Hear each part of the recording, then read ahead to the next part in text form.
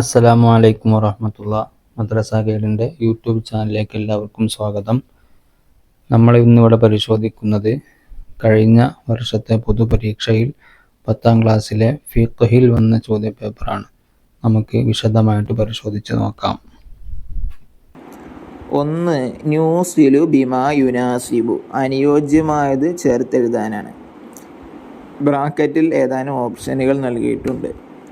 ഖംസത്തുൻ 5, ഇല്ലാ ബി തഖ്സീരിൻ, വീഴ്ച വരുത്തൽ കൊണ്ടല്ലാതെ. അൽ മുറൂഅത്തു, താഴ്ന്നതും നിസ്സാരമായി കണക്കാക്കപ്പെടുന്നതുമായ പ്രവൃത്തികളെ സ്വഭാവങ്ങളെ തൊട്ടൊക്കെ മാറി നിൽക്കുക, അതാണ് മുറൂഅത്ത്. അർബഅത്തുൻ, 4 യജിബു, നിർബന്ധമാകും. ബി മൗത്തി അഹദിഹിമ, രണ്ടാലൊരാളുടെ മരണം മൂലം. ഇതൊക്കെയാണ് ഓപ്ഷനുകൾ. ഇനി ചോദ്യങ്ങളിലേക്ക് കിടക്കാം. ലാ യൽമനുൽ വദീഉ, വദീഉ ഉത്തരവാദിയാവുകയില്ല. വദീ എന്ന് കേൾക്കുമ്പോഴേ നമുക്കറിയാം ഇത് ആദ്യ പാഠം വദീഅത്ത് എന്ന പാഠത്തിൽ നിന്നുള്ള ചോദ്യമാണ്. നാം ഒരു വസ്തു മറ്റൊരാളടുക്കൽ സൂക്ഷിക്കാൻ ഏൽപ്പിക്കുകയും അയാൾ സൂക്ഷിക്കാൻ ഏറ്റെടുക്കുകയും ചെയ്യുന്ന പ്രക്രിയക്കാണല്ലോ വദീഅത്ത് എന്ന് പറയുന്നത്. സൂക്ഷിക്കാൻ ഏറ്റെടുക്കുന്ന ആൾക്കാണ് വദീ എന്ന് പറയുന്നത്. ആ വദീആയ വ്യക്തി ആ സൂക്ഷിക്കാൻ ഏറ്റെടുത്ത സാധനത്തിന് ഉത്തരവാദിയാകുമോ ഇല്ലേ? ആ സാധനം നശിച്ചാലോ അതിന് കേടുപാട് പറ്റിയാലോ ഉത്തരവാദിയാകുമോ ഇല്ലേ? എന്തായിരിക്കും എൻ്റെ ആൻസർ? ഇല്ലാ ബി തഖ്സീർ, അയാളുടെ ഭാഗത്ത് നിന്ന് വീഴ്ച വരുത്തൽ കൂടാതെ. വീഴ്ച വരുത്തിയാലേ അയാളുടെ ഭാഗത്ത് നിന്ന് എന്തെങ്കിലും ഫാൾട്ട് പറ്റിയാലേ ഉത്തരവാദിയാവുകയുള്ളൂ. വതൻഫസിഖു ഷിർക്കത്തു, ഷിർക്കത്ത് ഷിർക്കത്തിൻ്റെ പാഠം നാം പഠിച്ചിട്ടുണ്ട്. ഷിർക്കത്ത് 2 ഇനമുണ്ട് എന്നും രണ്ടാമത്തെ ഇനത്തിൽ സ്വഹീഹായത് ഒരൊറ്റ ഐറ്റമേ ഉള്ളൂ. അഥവാ രണ്ടാളുകൾ കച്ചവടത്തിനായി തങ്ങളുടേതായ സ്വത്തിൽ എന്ത് ചെയ്യുക, പങ്കാളികളാകുക എന്നുള്ളതാണ് ഷിർക്കത്ത്. ആ ഷിർക്കത്ത് എന്ന ഇടപാട് ക്യാൻസലാകും. എന്തുമൂലമാണ് ക്യാൻസലാകുന്നത്? ഷിർക്കത്ത് എന്ന ഇടപാട് ക്യാൻസലാകുന്നത് ബി മൗത്തി അഹദിഹിമ, രണ്ടാലൊരാളുടെ മരണം മൂലം. ഇവിടെ നൽകിയിട്ടുള്ള ഓപ്ഷനുകളിൽ ബി മൗത്തി അഹദിഹിമ, രണ്ടാലൊരാളുടെ മരണം മൂലം. അതേപോലെ തന്നെ ഭ്രാന്ത് മൂലം, രണ്ടാലൊരാൾക്ക് ഭ്രാന്ത് ഉണ്ടായാലും ഷിർക്കത്ത് ക്യാൻസലാകുമെന്ന് നമ്മുടെ പഠിച്ചിട്ടുണ്ട്. അപ്പോൾ ഇവിടെ ആൻസർ ബി മൗത്തി അഹദിഹിമ. അടുത്തത് അർക്കാനുൽ വഖഫി, വഖഫിൻ്റെ ഘടകങ്ങൾ, വഖഫിൻ്റെ റുക്കിനുകൾ. എത്ര എണ്ണമാണ് വഖഫിൻ്റെ റുക്കിനുകൾ? വഖഫിൻ്റെ അധ്യായത്തിൽ നാം പഠിച്ചതാണ് 4 റുക്കിനുകൾ. അത് ഏതൊക്കെയാണെന്ന് ഓർമ്മയുണ്ടാകുമല്ലോ എല്ലാവർക്കും. വാഖിഫുൻ, വഖഫ് ചെയ്യുന്നയാൾ. മൗഖൂഫുൻ അലൈഹി, ആരുടെ മേലാണ് വഖഫ് ചെയ്യുന്നത്? മൗഖൂഫ് അലൈഹി. മൗഖൂഫ്, വഖഫ് ചെയ്യപ്പെടുന്ന സാധനം. മൗഖൂഫ് സീഗത്തുൻ, വഖഫ് ചെയ്യുമ്പോൾ പറയേണ്ട പദം. ഈ 4 ഘടകങ്ങൾ. അപ്പോൾ ആൻസർ അർബഅത്തുൻ. അടുത്ത ചോദ്യം, ഇഹ്തിജാബു മുസ്ലിമത്തിൻ അൻ കാഫിറത്തിൻ, മുസ്ലിമത്തായ ഒരു പെണ്ണെ കാഫിറത്തായ ഒരു പെണ്ണിനെ തൊട്ട് മറഞ്ഞു നിൽക്കൽ, കാണാൻ മറയത്ത് നിൽക്കൽ. എന്താണ് ഇത്? ഏത് പാഠത്തിൽ നിന്നാണ് നിങ്ങൾക്ക് ഓർമ്മയുണ്ടോ? അന്നളറു ഇലൽ അജാനിബ്, അന്യരിലേക്ക് നോക്കൽ എന്നൊരധ്യായം നാം പഠിച്ചിട്ടുണ്ട്. പരസ്പരം അന്യ സ്ത്രീ പുരുഷന്മാർ കാണാൻ പറ്റുമോ ഇല്ല, അതിൻ്റെ വിധികളും അതിൻ്റെ മസാലകളും നാം പറഞ്ഞ പാഠമാണ് അന്നളറു ഇലൽ അജാനിബ്. അതിൽ പറഞ്ഞിട്ടുള്ളൊരു മസാലയാണ് വതഹ്തജിബു മുസ്ലിമത്തുൻ വുജൂബൻ അൻ കാഫിറത്തിൻ, മുസ്ലിമത്തായ പെണ്ണെ കാഫിറത്തായ പെണ്ണിനെ തൊട്ട് മറഞ്ഞു നിൽക്കണം. അപ്പോൾ ആൻസർ യജിബു. അടുത്ത ചോദ്യം, അർക്കാനുൻ നിക്കാഹി, നിക്കാഹിൻ്റെ ഘടകങ്ങൾ. നിക്കാഹിൻ്റെ ഘടകങ്ങൾ എത്ര? നിക്കാഹിൻ്റെ ഘടകങ്ങൾ എത്ര എന്നാണ് നാം പഠിച്ചിട്ടുള്ളത്? 9ാമത്തെ പാഠത്തിൻ്റെ ഹെഡിങ് തന്നെ അർക്കാനുൻ നിക്കാഹ്, നിക്കാഹിൻ്റെ ഘടകങ്ങൾ എന്നാണ്. എത്രയാണ്? ഹംസത്തുൻ, 5 എണ്ണമാണ്. സൗജത്ത്, സൗജ്, വലിയ്, ഷാഹിദാനി, സീറ, ഇത്രയുമാണ് നിക്കാഹിൻ്റെ ഘടകങ്ങൾ. ഇങ്ങനെ 5 ഘടകങ്ങൾ. അപ്പോൾ ആൻസർ ഹംസത്തുൻ. അടുത്ത ചോദ്യം, മിൻ ലവാസിമിൽ അദാലത്തി, അദാലത്തിൻ്റെ അനിവാര്യ ഘടകങ്ങളിൽ പെട്ടതാണ് എന്ത്? അൽ മുറൂഅത്തു, ഇനി ശേഷിക്കുന്ന മുറൂഅത്താണല്ലോ. എന്നാലും ഈ പറഞ്ഞ വിഷയം എന്താ നിങ്ങൾക്ക് മനസ്സിലായോ? അദാലത്ത് എന്ന് പറഞ്ഞാൽ നീതിയുള്ളവനാവുക എന്നുള്ളതാണ്. ഇത് നാം പാഠഭാഗങ്ങളിൽ ചില സ്ഥലങ്ങളിൽ പരാമർശിച്ചിട്ടുണ്ട്. നിക്കാഹിൻ്റെ ഘടകങ്ങളിൽ നാം 4ാമതായി പറഞ്ഞ ഘടകം ഷാഹിദൈൻ, 2 സാക്ഷികൾ ഉണ്ടാവുക എന്നതാണ്. ആ സാക്ഷികളുടെ നിബന്ധന പറയുന്നുണ്ട്, നിങ്ങൾ നോക്കിയിട്ടുണ്ടാവും.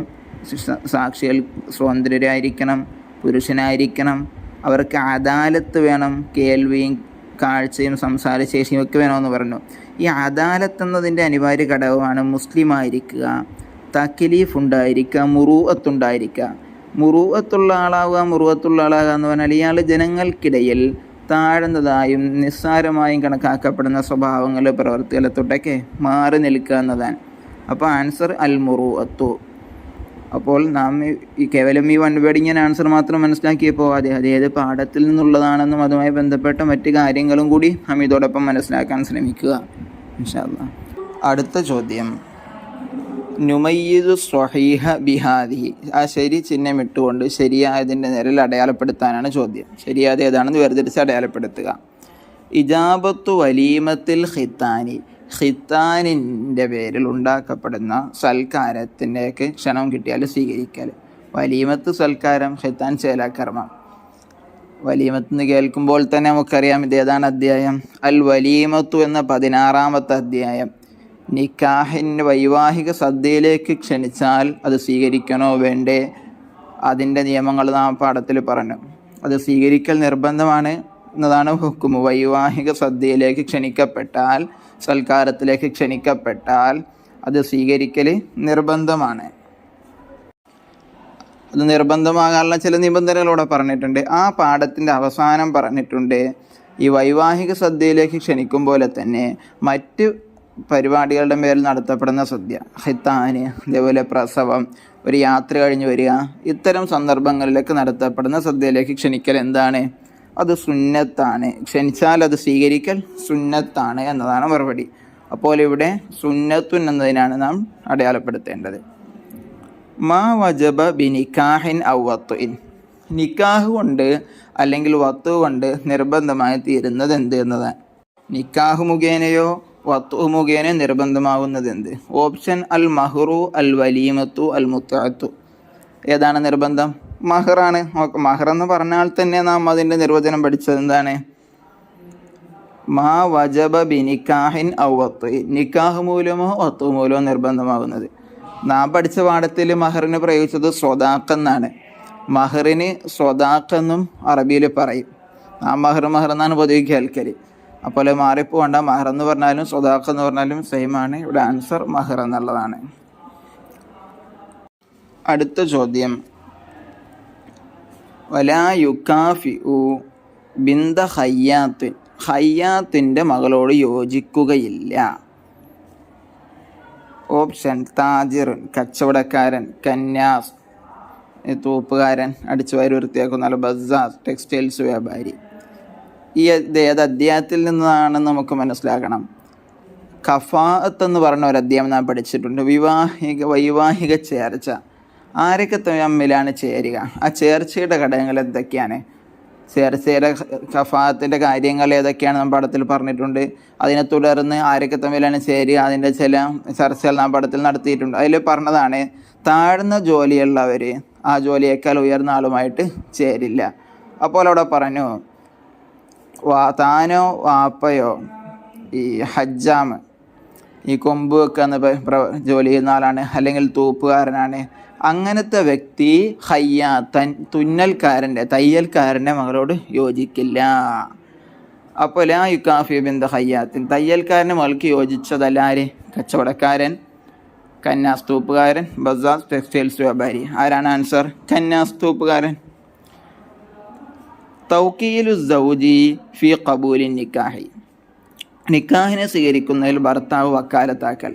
ഭർത്താവ് നിക്കാഹിനെ സ്വീകരിക്കുന്ന വിഷയത്തിൽ മറ്റൊരാളെ വക്കാലത്താക്കിപ്പിക്കുന്നതിൻ്റെ വിധി എന്താണ്? അത്തൗക്കീലു ഫിൻ നിക്കാഹ് എന്ന അധ്യായം നാം പഠിച്ചിട്ടുണ്ട്. അതിൽ നാം പറഞ്ഞിട്ടുണ്ട്, വധുവിൻ്റെ രക്ഷിതാവായി വരുന്ന ആൾക്ക് ഈ പെണ്ണിനെ വിവാഹം ചെയ്തു കൊടുക്കാൻ മറ്റൊരാളെ വക്കാലത്ത് ഏൽപ്പിക്കാം. അതേപോലെ തന്നെ ഭർത്താവായി വരുന്ന ആൾക്ക് ആ നിക്കാഹിനെ സ്വീകരിക്കാൻ മറ്റൊരാളെ എന്ത് ചെയ്യാം? വക്കാലത്ത് ഏൽപ്പിക്കാം. അപ്പോൾ അതിൻ്റെ വിധി എന്താണ്? ഹറാമോ സുന്നത്തോ ജായിസോ? ജായിസ്. ഏൽപ്പിക്കൽ അനുവദനീയം. മിൻ ഷറത്തുൽ വലിയി. വലിയൻ്റെ ഷറത്തിൽപ്പെട്ടാണ് അയ്യക്കൂന വലിയാവൽ ഹുറൻ, സ്വതന്ത്രനാവുക, ആലിമൻ, പണ്ഡിതനാവുക, വലിയൻ, സമ്പന്നനാവുക. ഏതാണ് ഷർത്ത്? വലിയ ആരാകണമെന്നുള്ളതാണ് ഷർത്ത്. വലിയൻ്റെ ഷർത്തുകൾ നാം ഏതൊക്കെയാണ് പഠിച്ചതെന്ന് ഓർമ്മയുണ്ടോ? അദാലത്ത്, ഹുരിയത്ത്, നീതിമാനാവുക, സ്വതന്ത്രനാവുക, തക്ലീഫ്, ബുദ്ധിയും പ്രായവൃത്തിയും ഉണ്ടാവുക, ദുക്കൂറത്ത് പുരുഷനാവുക.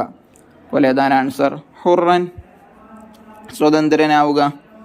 അൽ ജംഉ ബൈനൽ ഉഖ്തൈനി ഫിൻ നിക്കാഹ്, ഒരു നിക്കാഹിൽ രണ്ട് സഹോദരിമാരെ ഒരുമിച്ച് കൂട്ടൽ. സഹോദരിമാരായിട്ടുള്ള രണ്ട് സ്ത്രീകളെ വിവാഹം ചെയ്യുക ഒരേ സമയം, അതെന്താണ്? ജായിസോ ഹറാമോ കറാഹത്തോ? ഹറാം. ഒരു പെണ്ണിന് വിവാഹം ചെയ്തു, അവളുടെ മരണശേഷം ഇവൻ നടത്താൻ പറ്റും. അതല്ലാതെ ഒരു നിക്കാഹിൽ രണ്ട് സഹോദരിമാരായിട്ടുള്ള രണ്ട് സ്ത്രീകൾ ഇവൻ ഒരുമിച്ച് വിവാഹം ചെയ്യുന്നതാണ് ഹറാമാണ്. ഇതൊക്കെയാണ് ഈ ചോദ്യങ്ങളുടെ ഉത്തരങ്ങൾ മാത്രമല്ല അതുമായി ബന്ധപ്പെട്ട ചില വിശദീകരണങ്ങൾ കൂടി നാം പറഞ്ഞു. നിങ്ങളൊക്കെ ശ്രദ്ധിക്കുക, ഓർക്കുക, നിങ്ങൾ നോക്കുക ഇൻഷാ അല്ലാഹ്. അടുത്ത ചോദ്യം, നുബയ്യിനു വിശദീകരിക്കാം, വ്യക്തമാക്കാം, താഴെ പറയുന്നവകൾ എന്താണെന്ന് നാം എഴുതണം. ആദ്യത്തേത് നിക്കാഹു, നിക്കാഹ് എന്നാൽ എന്താണ് നിക്കാഹ് എന്ന് പറഞ്ഞാൽ? നാം എല്ലാ പാഠത്തിൻ്റെയും തുടക്കത്തിൽ തന്നെ ആ പാഠത്തിൽ പരാമർശിക്കുന്ന കാര്യത്തിൻ്റെ ഡെഫിനിഷനാണ് നമ്മുടെ കിതാബിൽ പറഞ്ഞിട്ടുള്ളത്. ആ ഡെഫിനിഷൻ, ആ നിർവചനം നാം മനസ്സിലാക്കി വെക്കൽ വളരെ അനിവാര്യമാണ്. നിക്കാഹിൻ്റെ പാഠത്തിൻ്റെ തുടക്കത്തിലുണ്ട്, അഖ്ദുൻ യതളമ്മനു ഇബാഹത വത്ഇൻ ബിലഫ്ള് ഇൻകാഹിൻ ഔ തസ്വീജ്. ഇൻകാഹ്, തസ്വീജ് എന്നീ ഏതെങ്കിലും പദങ്ങൾ ഉപയോഗിച്ചുകൊണ്ട് വത്ഇനെ അനുവദനീയമാക്കി തീർക്കലിൻ ഉൾക്കൊള്ളുന്ന ഇടപാടിനെയാണ് നിക്കാഹ് എന്ന് പറയുന്നത്. അറബി എഴുതാൻ കഴിയുമെങ്കിൽ അങ്ങനെ തന്നെ നാം ചെയ്യുക. ഫവായിദുൻ നിക്കാഹ്, അടുത്ത നിക്കാഹിൻ്റെ നേട്ടങ്ങൾ എന്തൊക്കെയാണ്? അതേ അധ്യായത്തിൽ തന്നെയാണ് ആ വിഷയം പറഞ്ഞിട്ടുള്ളത്. ഫവായിദുൻ നിക്കാഹ്, നിക്കാഹിൻ്റെ നേട്ടങ്ങൾ, ഏതാനും നേട്ടങ്ങൾ അധ്യായത്തിൽ തന്നെ പറയുന്നുണ്ട്. ഒമിൻ ഫവായിദിൻ നിക്കാഹി, നിക്കാഹിൻ്റെ നേട്ടങ്ങളിൽ പെട്ടതാണ് ഇത്തിബാഉ സുന്ന, റസൂലുള്ളാഹിൻ്റെ സുന്നത്ത് പിൻപറ്റുക, വഹിഫ്ളുദ്ദീൻ, ദീന് സംരക്ഷിക്കുക, വബഖാഉൻ നസ്ൽ, സന്താന പരമ്പര നിലനിൽക്കുക. ഇതൊക്കെ നിക്കാഹിൻ്റെ നേട്ടങ്ങളിൽപ്പെട്ടാൻ. ഇത് അതേ അധ്യായത്തിൽ തന്നെയുണ്ട്, നമ്മൾ നോക്കണം. അടുത്ത ചോദ്യം, തഖ്ലീദു, തഖ്ലീദ് എന്നാൽ എന്ത്?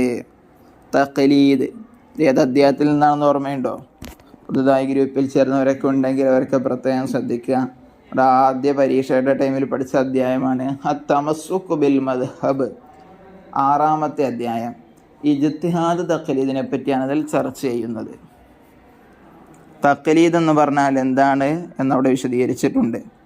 അഖ്ദു ഖൗലിൽ മുജ്തഹിദി മിൻ ഗൈരി മഅരിഫത്തി ദലീലിഹി, ഒരു മുജ്തഹിദ് പറഞ്ഞ വാക്ക്, അദ്ദേഹത്തിൻ്റെ അഭിപ്രായം, അതിൻ്റെ തെളിവുകളൊന്നും അറിയാതെ തന്നെ ഉൾക്കൊള്ളുക, അതിനാണ് തഖ്ലീദ് എന്ന് പറയുന്നത്. മദ്ഹബ് എന്താണെന്നും നമ്മളൊക്കെ ഷാഫി മദ്ഹബ് സ്വീകരിച്ച് ജീവിക്കുന്നവരാണല്ലോ. അപ്പോൾ ഈ മദ്ഹബ് എന്താണെന്നും മദ്ഹബിൽ തഖ്ലീദ് ചെയ്യുക എന്ന് പറഞ്ഞാൽ എന്താണ് ഉദ്ദേശിക്കുന്നത് നമുക്ക് ആ പാഠഭാഗത്തിൽ നാം പരാമർശിച്ചിട്ടുണ്ട്. അതിൽ നിന്നുള്ള ചോദ്യമാണ് തഖ്ലീദ്. അഖ്ദു ഖൗലിൽ മുജ്തഹിദി മിൻ ഗൈരി മഅരിഫത്തി ദലീലിഹി. അടുത്തത് ഇഖ്റാർ. ഇഖ്റാർ എന്ന് പറഞ്ഞാൽ എന്താണ്? അഥവാ അവകാശ സ്ഥിരീകരണം. എന്താണ് ഇഖ്റാർ എന്ന് പറഞ്ഞാൽ? ഇഖ്ബാറു ഷഖ്സ് ബിഹഖ്ഖിൻ അലൈഹി, ഒരു വ്യക്തി തൻ്റെ മേലുള്ള ഒരവകാശത്തെ എന്ത് ചെയ്യുക? തുറന്ന് സമ്മതിക്കുക, അതിനെപ്പറ്റി വിവരം പറയുക, അതാണ് ഇഖ്റാർ. ഇഖ്റാറിന് മറ്റൊരു പേര് കൂടി ഉണ്ട് കേട്ടോ, നമ്മൾ മറക്കരുത്, ചിലപ്പോൾ ചോദിക്കാം. ഇഖ്റാറിന് മറ്റൊരു പേര് ഇഅ്തിറാഫ് എന്ന ഇഖ്റാറിന് മറ്റൊരു പേരുണ്ട്. അർക്കാനുൽ വസിയ്യത്തി, വസിയ്യത്തിൻ്റെ ഘടകങ്ങൾ ഏതൊക്കെയാണ്? വസിയ്യത്തിന് എത്ര ഘടകങ്ങളാണുള്ളത്? നമ്മൾ റിവിഷനിൽ പറഞ്ഞതാണ് 4 ഘടകങ്ങൾ. ഏതൊക്കെയാണ്? മൂസി, വസിയ്യത്ത് ചെയ്യുന്ന വ്യക്തി. മൂസാലഹു, ആർക്ക് വേണ്ടിയാണോ വസിയ്യത്ത് ചെയ്യുന്നത്? മൂസാലഹു. മൂസാബിഹി, എന്താണ് വസിയ്യത്ത് ചെയ്യുന്നത്? അതിനാണ് മൂസാബിഹി എന്ന് പറയുന്നത്. സ്വീഖത്തുൻ, വസിയ്യത്തിൻ്റെ പദം. അടുത്ത ഷർത്തുൽ വഖഫി, വഖഫിൻ്റെ ഷർത്ത്. എന്താണ് വഖഫിൻ്റെ ഷർത്ത്? ഓർമ്മയുണ്ടോ വഖഫിൻ്റെ ഷർത്ത്? വഖഫിന് ഏതാനും ഷർത്തുകൾ ആ പാഠഭാഗത്ത് പറഞ്ഞിട്ടുണ്ട്, അതാണ് നാം ഇവിടെ എഴുതേണ്ടത്. വഖഫിൻ്റെ അധ്യായത്തിലെ 4ാമത്തെ പാരഗ്രാഫിൽ വഖഫിൻ്റെ ഷർത്തുകൾ പറയുന്നുണ്ട്. വഖഫിന് തഅബീദ് ഷർത്താണ്, അഥവാ എക്കാലത്തേക്കുമായിട്ടായിരിക്കണം വഖഫ് ചെയ്യേണ്ടത്. ഒരു ഷർത്ത് തഅബീദ്, മറ്റൊന്ന് തൻജീസ്, അഥവാ ഈ വഖഫ് ഉടനടി നടപ്പാവുന്നതായിരിക്കണം, മറ്റെന്തിനോടെങ്കിലും ബന്ധപ്പെടുത്തി പറയാൻ പാടില്ല. അപ്പോൾ തൻജീസ് എന്ന് ഒരു ഷർത്തുണ്ട്. പിന്നെ അടുത്ത ഷർത്ത് മൗഖൂഫ്, ഇംകാനു തംലീക്കിൻ ലിൽ മൗഖൂഫി അലൈഹി അലായനൽ മൗഖൂഫ, മൗഖൂഫ് അലൈഹിക്ക് ഈ വഖഫ് ചെയ്യപ്പെട്ട സാധനത്തിനെ ഉടമപ്പെടുത്താൻ സാധിച്ചിരിക്കണം. ഇങ്ങനെ 3 ഷർത്തുകളാണ് വഖഫിനുള്ളത്. നമ്മൾ ആ ഒരു 3 വാക്ക് എഴുതിയാൽ മതി. തഅബീദ്, തൻജീദ്, ഇംകാനു തംലീക്കൻ ലിൽ മൗഖൂഫ് അലൈഹി അൽ മൗഖൂഫത്ത. നമുക്ക് അടുത്ത ചോദ്യത്തിലേക്ക് കിടക്കാം. അടുത്തത് നുജീബു, ഉത്തരം എഴുതാം. 3 മാർക്ക് വീതമുള്ള ചോദ്യമാണ്. ഹറുമ ഖബൂലുൽ വദിയത്തി അലാമൻ, വദിയത്ത് സ്വത്തിനെ സ്വീകരിക്കൽ ഹറാമാകും ആരുടെ മേൽ? വദിയത്ത് സൂക്ഷിക്കാൻ ഏൽപ്പിക്കപ്പെടുന്ന സ്വത്ത്, നമ്മുടെ അടുക്കൽ ഒരു സ്വത്ത് സൂക്ഷിക്കാൻ ഏൽപ്പിച്ചാൽ അത് നമുക്ക് സ്വീകരിക്കാമോ ഇല്ലേ, അഥവാ അത് സ്വീകരിക്കാൻ ഏറ്റെടുക്കാമോ ഇല്ലേ, അത് ഹറാമാകും ആർക്കെന്ന ചോദ്യം. അലാമൻ യഅ്ജിസു അൻ ഹിഫ്ളിഹ, അതിനെ സൂക്ഷിക്കാൻ കഴിയാത്ത ആൾക്കത് ഹറാമാണ്. ഇനി അത് ഇയാളെടുക്കൽ സുരക്ഷിതമായിരിക്കുമെന്ന് ഉറപ്പില്ലാത്ത ആൾക്ക് അത് സ്വീകരിക്കൽ എന്താണ്? കറാഹത്തുമാണ്. സൂക്ഷിക്കാൻ കഴിവില്ലാത്ത ആൾക്ക് ഹറാം. അത് തൻ്റെ അടുക്കൽ സുരക്ഷിതമായിരിക്കുമെന്ന് ഉറപ്പില്ലാത്ത ആൾക്ക് കറാഹത്ത്. ഇവിടെ ഹറാമ ആർക്കാണെന്നാണ് ചോദിച്ചത്, അപ്പോൾ നമ്മൾ അത് എഴുതണം. അലാമൻ യഅ്ജിസു അൻ ഹിഫ്ളിഹ, സൂക്ഷിക്കാൻ കഴിയുമെന്ന് ഉറപ്പില്ലാത്ത ആൾക്ക് ഹറാം. അടുത്തത് തബ്തുലുൽ വസിയ്യത്തു ബിമ, വസിയ്യത്ത് ബാത്തുലാകും എന്തുകൊണ്ട്? ഒരാൾക്കൊരു സാധനം വസിയ്യത്ത് ചെയ്താൽ അത് ബാത്തുലാകും എന്തുകൊണ്ട്? വസിയ്യത്ത് എന്ന പാഠത്തിൻ്റെ അവസാനം പറഞ്ഞിട്ടുണ്ട് ബിറുജൂഇൻ അനിൽ വസിയ്യത്തി, വസിയ്യത്തിനെ തൊട്ട് മടങ്ങിയാൽ, വസിയ്യത്ത് ചെയ്താൽ അതിൽ നിന്ന് പിന്തിരിഞ്ഞാൽ അത് ബാത്തുലാകും, പിന്നെ ആ വസിയ്യത്തോട് നിലനിൽക്കില്ല. മൻ യുആഖദു ബി ഇഖ്റാരിൻ, ആരുടെ ഇഖ്റാർ കൊണ്ടാണ് പിടിക്കപ്പെടുന്നത്? ആരുടെ ഇഖ്റാറാണ് മുഖവിലേക്ക് എടുക്കപ്പെടുന്നത്? ഇഖ്റാറിൻ്റെ പാഠത്തിൽ ആദ്യം തന്നെ ആ വിഷയം പരാമർശിച്ചിട്ടുണ്ട്. 2ാമത്തെ പാരഗ്രാഫിൽ ശ്രദ്ധിച്ചാൽ മതി. യുആഖദു ബി ഇഖ്റാരി മുക്കല്ലഫിൻ മുഖ്താരിൻ, മുക്കല്ലഫും മുഖ്താറുമായ വ്യക്തിയുടെ ഇഖ്റാറിനെയാണ് പരിഗണിക്കപ്പെടുക. ഷുറൂത്തു തഖ്ലീദി കംഹിയ, തഖ്ലീദിൻ്റെ ഷർത്തുകൾ എത്രയെന്ന് മാത്രം എഴുതിയാൽ മതി. അത്തമസ്സുക്ക് ബിൽ മദ്ഹബ് എന്ന പാഠത്തിൽ നാം നേരത്തെ കഴിഞ്ഞ ഒരു ചോദ്യത്തിൽ തഖ്ലീദ് എന്താണെന്ന് പറഞ്ഞു. അവിടെ തന്നെ തഖ്ലീദിൻ്റെ ഷർത്തുകൾ എണ്ണമിട്ട് പറയുന്നുണ്ട്. 4 ഷർത്തുകളാണ് പറഞ്ഞിട്ടുള്ളത്. 1, ആരെയാണോ തഖ്ലീദ് ചെയ്യുന്നത് അഥവാ മുഖല്ലദിൻ്റെ മദ്ഹബ് ക്രോഡീകരിക്കപ്പെട്ടതാവുക. 2, ഹിഫ്ളുൽ മുഖല്ലദി ഷുറൂത്തൽ മുഖല്ലദി ഫി തിൽക്കൽ മസ്അല, ഏതൊരു മസ്അലയിലും വിഷയത്തിലുമാണോ മറ്റൊരാളെ തഖ്ലീദ് ചെയ്യുന്നത്, ആ തഖ്ലീദ് ചെയ്യപ്പെടുന്ന ആളതിന് പറഞ്ഞിട്ടുള്ള നിബന്ധനകൾ ഇയാൾ പാലിക്കുക. 3, അല്ലാ യതതബ്ബഅ റുഖസ, ഇളവുകൾക്ക് പിന്നാലെ പോകാതിരിക്കുക. 4, അല്ലാ യജ്മഅ ബൈന ഖൗലൈൻ തതവല്ലദു മിൻഹുമാ ഹഖീഖത്തുൻ ലാ യകൂനു കുല്ലും മിനൽ ഇമാമൈൻ, 2 ഖൗലുകൾ, 2 അഭിപ്രായങ്ങൾ, 2 പണ്ഡിതന്മാരുടെ മറ്റു അഭിപ്രായങ്ങൾ സംയോജിപ്പിച്ച് ആരും പറയാത്ത മറ്റൊരു രൂപത്തിൽ എന്ത് ചെയ്യുക, അമല് ചെയ്യാതിരിക്കുക. ഇതൊക്കെയാണ് നിബന്ധനകൾ. നമ്മളിവിടെ എത്ര എണ്ണം എഴുതിയാൽ മതി? 4. ലിമൻ യൽസമു തഖ്ലീദ്, ആർക്കാണ് തഖ്ലീദ് നിർബന്ധമാകുന്നത്? ആ പാഠത്തിൽ തന്നെയുള്ള ചോദ്യമാണ്. തഖ്ലീദ് ആർക്ക്? മറ്റൊരാളെ പിൻപറ്റൽ, മറ്റൊരു ഇമാമിനെ പിൻപറ്റൽ നിർബന്ധമാകുന്നത് ആർക്കാണ്? തഖ്ലീദ് ചെയ്യൽ നിർബന്ധമാകുന്നത് ലിൽ മുക്കല്ലഫി ഗൈറിൽ മുജ്തഹിദിൽ മുത്ലഖ്, മുത്ലഖ് മുജ്തഹിദ് അല്ലാത്ത മുക്കല്ലഫിന്.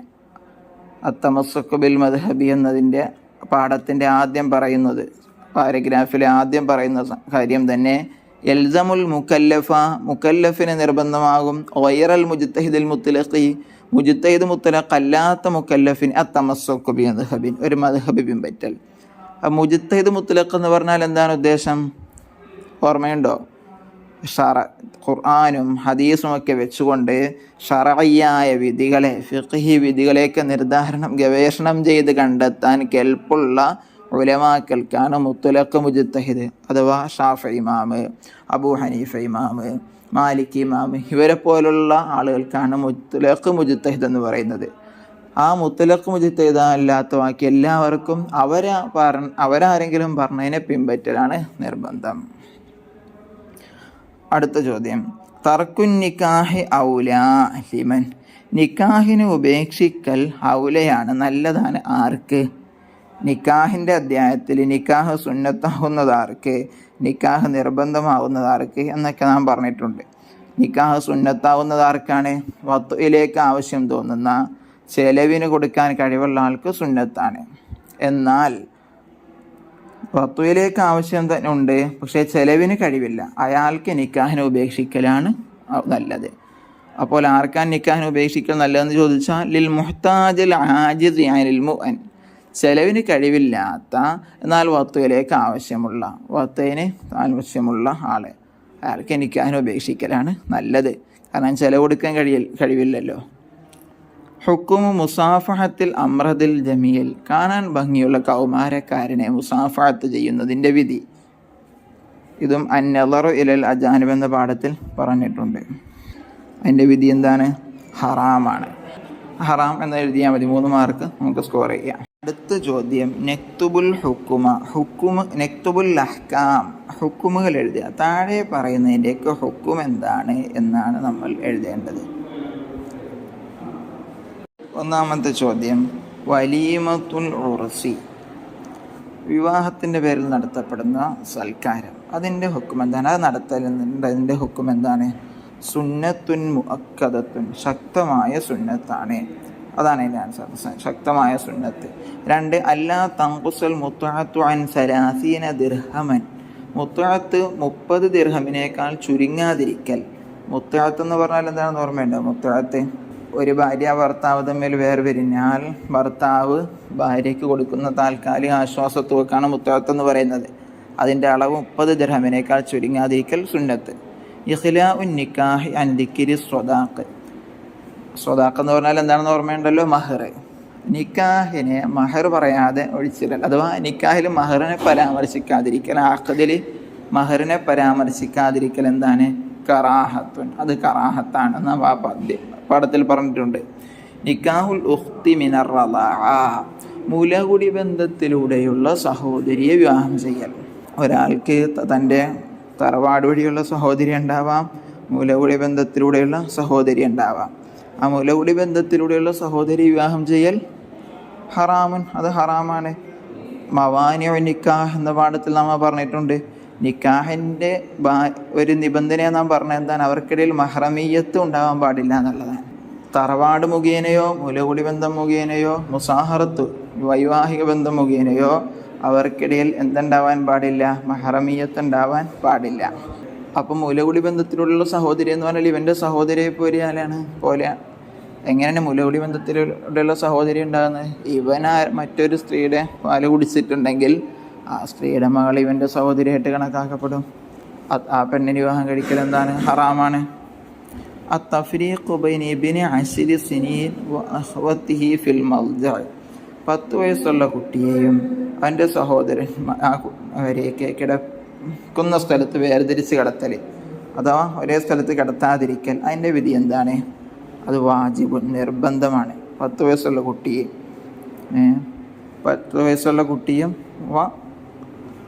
കുട്ടിയുടെ സഹോദരന്മാരോ സഹോദരിമാരെയൊക്കെ ഉണ്ടെങ്കിൽ ഒരുമിച്ച് കിടത്താതിരിക്കൽ എന്നാണ് ഹറാമാണ്. 10 വയസ്സായ കുട്ടികളെ പിന്നെ എല്ലാവരും കൂടി ഒരുമിച്ച് കിടത്തരുത്, അത് ഹറാം.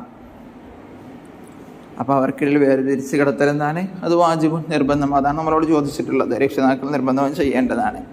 നെളറു വജ്ഹിൽ മർഅത്തി ഇൻദൽ മുആമലത്ത്, ഇടപാടിൻ്റെ സമയത്ത് പെണ്ണിൻ്റെ മുഖം നോക്കൽ എന്താണ്? ജായിദാണ്. പുരുഷന് സ്ത്രീയുടെ മുഖം കാണാൻ അനുവദനീയമായ ജായിദായ ചില സന്ദർഭങ്ങൾ പറഞ്ഞിട്ടുണ്ട്. അതിൽ പെട്ടൊന്നാണ് മുആമലത്ത്, ഇടപാടിൻ്റെ സന്ദർഭം, അതേപോലെ ഷഹാദത്ത്, സാക്ഷി നിൽക്കുന്ന സന്ദർഭം, അതേപോലെ നിർബന്ധ കാര്യങ്ങൾ പഠിപ്പിക്കുന്ന സന്ദർഭം. ഇവിടെയൊക്കെ നോക്കാവുന്നതാണ്. അതിൻ്റെ ചില നിബന്ധനകളും അത് ജായിസാകുന്നതിനുള്ള ചില നിബന്ധനകളും നമ്മൾ പാഠത്തിൽ അന്നളറു ഇലൽ അജാനിബ് എന്ന പാഠത്തിൻ്റെ അവസാനത്തിൽ പറഞ്ഞിട്ടുണ്ട്. അത് നിങ്ങളെല്ലാവരും നോക്കണം. അടുത്ത ചോദ്യം, നുത്തർജിമു, നമുക്ക് തർജ്ജമ ചെയ്യാം, പരിഭാഷപ്പെടുത്താം. താഴെ പറയുന്ന വാചകങ്ങൾ മലയാളത്തിലേക്ക് പരിഭാഷപ്പെടുത്തി എഴുതിയാണ് വേണ്ടത്. അദ്ദിൽ അമാനത്ത ഇലാ മനി തമനക, ഇത് ഏത് പാഠത്തിൽ നിന്നുള്ളതാണെന്നറിയോ? വദിയത്ത്, ആ പാഠത്തിൽ വന്ന ഒരു ഹദീസാണിത്. അദ്ദിൽ അമാനത്ത ഇലാ മനി തമനക, അദ്ദി നീ വീട്ടുക, അമാനത്ത വിശ്വസിച്ച് ഏൽപ്പിച്ച സാധനത്തിന്, ഇലാ മനി തമനക നിന്നെ വിശ്വസിച്ച് ഏൽപ്പിച്ച ആളിലേക്ക്, അഥവാ വദിയത്ത് സ്വത്ത് സൂക്ഷിക്കാൻ നിന്നെ വിശ്വസിച്ച് ഏൽപ്പിച്ച ആളിലേക്ക് നീ അതെന്ത് ചെയ്യുക? തിരിച്ച് വീട്ടുക. അടുത്തത്, ഇദാ മാത്തൽ മുസ്ലിമു ഇൻഖത്ത അൻഹു അമലുഹു ഇല്ലാ മിൻ സലാസിൻ, ഒരു മുസ്ലിം മരിച്ചാൽ അവൻ്റെ അമലുകൾ മുറിഞ്ഞു പോകും 3 കാര്യങ്ങൾ ഒഴികെ. ഇത് ഏത് പാഠത്തിൽ നിന്നുള്ളതാണ്? വഖഫിൻ്റെ പാഠത്തിലുള്ളതാണ്. അതൊരു ഹദീസാണ്. ഇതാ മാത്തൽ മുസ്ലിമു ഇൻഖത്താൻ അമലുഹു മിൻ സലാസ്. 3 കാര്യങ്ങളൊഴികെ ബാക്കിയുള്ളതെന്ന് പറഞ്ഞു പോകും. ആ 3 കാര്യങ്ങൾ ഏതൊക്കെയാണോ അതിൽ പറയുന്നുണ്ട്.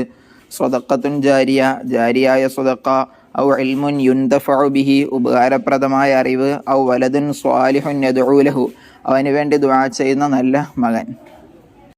അടുത്ത ചോദ്യം, നക്തുബുൽ മായന, നമുക്ക് അർത്ഥം എഴുതാം. വാക്കർത്ഥങ്ങൾ എഴുതാനാണ്. റാഗിബുൻ, ആഗ്രഹിക്കുന്നവൻ. തുഹ്മത്തുൻ, തെറ്റിദ്ധാരണ. റയ്ഉൻ, വരുമാനം. ഇഅ്തിറാഫുൻ, സമ്മതിക്കൽ. തദ്വീന്, റിക്കാർഡ് ചെയ്യൽ, രേഖപ്പെടുത്തൽ, ക്രോഡീകരിക്കൽ. അപ്പോൾ ഇത്രയുമാണ് ഇതിലെ ചോദ്യങ്ങളും അതിൻ്റെ ആൻസറുകളും.